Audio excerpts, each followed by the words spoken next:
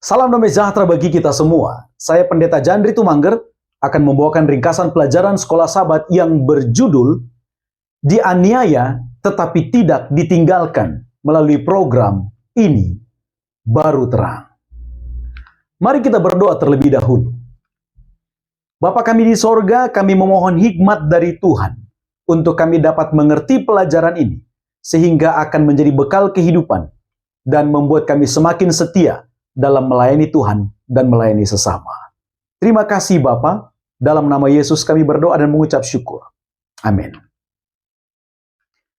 Sebagai pendahuluannya, Paulus menulis surat Filipi dan juga Kolose dari balik penjara. Akan tetapi surat itu dipenuhi dengan pengharapan, iman, dan juga ajakan untuk selalu bersukacita. Jadi pelajaran untuk minggu ini mengajari kita bagaimana agar orang-orang percaya dapat menemukan makna, misi, dan juga sukacita dalam melayani Tuhan sekalipun ketika menghadapi penderitaan dan pencobaan. Kita diundang untuk belajar dari Rasul Paulus, agar ketika kita menghadapi kesulitan yang tidak terelakkan, kita mampu untuk bersukacita dalam Tuhan, memilih untuk tetap setia, dan melihat bahwa penderitaan yang kita alami adalah sarana untuk bersaksi tentang Tuhan yang senantiasa menjaga kita semua. Mari kita perhatikan ringkasan pelajaran Sekolah Sabat. Saya membagi ke dalam dua bagian. Bagian pertama akan membahas pelajaran Minggu dan Senin, fokus tentang penderitaan Paulus, dan bagian kedua akan membahas tentang pelajaran di hari Selasa hingga hari Kamis, yaitu tentang strategi Rasul Paulus. Mari kita masuk ke bagian yang pertama, fokus pelajaran Minggu dan Senin. Kita perhatikan tabel ini, di bagian atas ada pelajaran, kemudian ada keadaan Paulus atau penderitaan Paulus, dan kemudian ada sumber kekuatan. Keadaan Paulus pada pelajaran Minggu dan Senin, dia dipenjara karena Kristus. Bahkan dia menyebut dirinya sebagai utusan yang dipenjara, pelayan yang dipenjara. Dia juga dibelenggu. Jadi bukan hanya dipenjara, tapi ada satu waktu di mana dia dibelenggu, dirantai. Lalu dari mana Rasul Paulus mendapat kekuatan dalam situasi penuh penderitaan seperti ini? Dalam 2 Timotius 4 ayat 7-12, Paulus berkata, kekuatan yang melimpah diperoleh dari Tuhan. Kemudian 2 Korintus 6 ayat 9 ayat 3-7, Paulus menyadari bahwa dia adalah pelayan Tuhan, dan kita juga diajak untuk menyadari hal yang sama. Kita adalah pelayan Tuhan. Maka dalam kesadaran itu, kita dapat sabar menanggung penderitaan, kesesakan, kesukaran, dan juga dera. Bahkan kita juga akan memiliki kesabaran, kemurnian hati, keadilan, dan juga kasih. Lalu yang ketiga, sumber kekuatannya ialah dari firman kebenaran. Sebagaimana kita saat ini, kita juga akan mendapat kekuatan dari firman Tuhan. Oleh sebab itu kita harus mengisi hati dan pikiran ini dengan kebenaran firman Tuhan, membaca Alkitab, dan kita akan beroleh kekuatan. Itulah fokus pelajaran untuk Minggu dan juga Senin. Sekarang kita masuk ke bagian yang kedua, fokus pelajaran di hari Selasa hingga hari Kamis, yaitu tentang strategi Rasul Paulus. Mari perhatikan tabel berikut ini. Di bagian atas ada pelajaran dan ada strategi.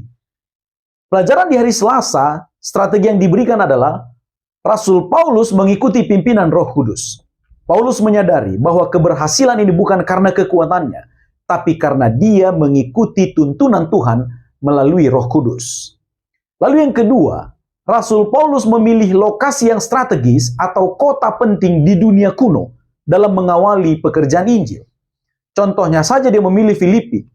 Filipi adalah kota utama di Makedonia, kota paling terhormat di Kekaisaran Roma, kota persinggahan penting, dan Filipi berada di perlintasan utama jalur darat.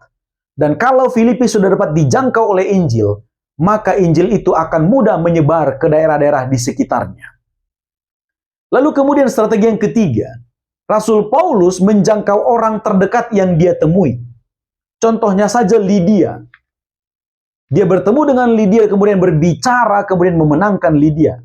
Kemudian Rasul Paulus juga menjangkau kepala penjara yang akhirnya dimenangkan juga. Jadi strateginya menjangkau orang terdekat yang ditemui. Lalu kemudian strategi yang keempat di pelajaran hari Selasa. Rasul Paulus menganggap penderitaan atau penganiayaan itu adalah kesaksian Injil. Dan dia tidak memilih menyerah ketika berhadapan dengan penderitaan dan juga penganiayaan. Itu untuk hari Selasa. Sekarang kita ke hari Rabu. Strategi yang digunakan oleh Rasul Paulus. Pertama, di hari Rabu, Rasul Paulus menggunakan strategi pemuritan dan pelipat gandaan.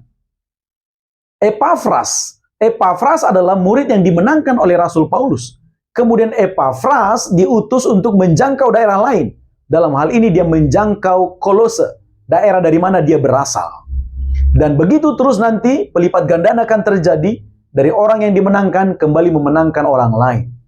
Lalu kemudian strategi yang kedua di pelajaran di hari Rabu. Rasul Paulus menangani konflik dengan kasih. Ketika Filemon dan Onesimus memiliki perseteruan atau permasalahan, ada satu waktu di mana Onesimus adalah budak dari Filemon, kemudian dia lari mungkin karena masalah, lalu Onesimus bertemu dengan Paulus, kemudian Paulus mengajarinya dan dia dimenangkan. Lalu Rasul Paulus mengutus kembali Onesimus kepada Filemon dan berkata agar Filemon dengan kasih yang dimilikinya dapat menerima Onesimus bukan lagi sebagai budak, tapi sebagai rekan sekerja. Karena dia akan berguna bagi pekerjaan Tuhan. Jadi Rasul Paulus menangani konflik yang ada, dan itu adalah strategi untuk membuat Injil itu dapat menyebar. Itu untuk pelajaran di hari Rabu. Sekarang kita masuk ke pelajaran di hari Kamis. Strategi yang digunakan Rasul Paulus dalam pelajaran hari Kamis. Rasul Paulus melatih rekan sekerja. Ada Timotius dan juga ada Epafras. Kemudian, Rasul Paulus menyediakan kepemimpinan bagi gereja lokal. Jadi pada waktu dia mendirikan gereja, dia akan memilih para penatua, diaken dan diakenes yang akan menolongnya dalam menjaga dan merawat gereja itu. Lalu kemudian, bagian yang ketiga, strategi yang ketiga adalah Rasul Paulus tetap membangun komunikasi dengan jemaat yang dilayani.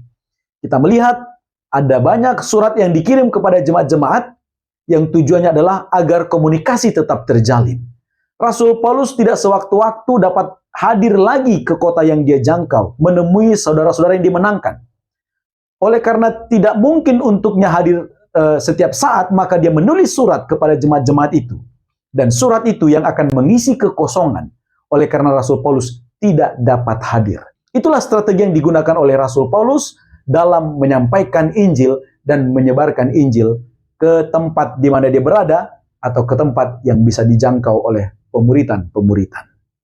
Ini ringkasan pelajaran sekolah Sabat. Semoga menolong kita untuk memahami kemana arah pelajaran sekolah Sabat ini. Sebagai kesimpulannya, Tuhan tetap bekerja dalam segala situasi. Rasul Paulus boleh dirantai dan dipenjarakan, akan tetapi Injil yang dibawanya terus menyebar ke segala tempat. Dari balik jeruji, dengan tangan yang dirantai, Rasul Paulus terus melayani, menulis surat, dan menuntun banyak orang untuk datang kepada Kristus.